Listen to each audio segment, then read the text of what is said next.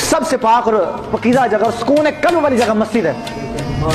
ये रब का घर है। इसको मिस्त्री ने बनाया, फरिश्तों ने नहीं बनाया, ना किसी नबी ने बनाया। जहाँ पे मौला कायनात आया वो नबियों ने बनाया, और वो रब का घर है, रब ने बनवाया है। जनाब जिब्राइल उसकी मजदूरी करते रहे, इब्राहिम पाक इस्माइल पाक बनाते रहे, आदम पाक ने भी बनाया, वो रब ने बनवाया और नबियों ने बनाया।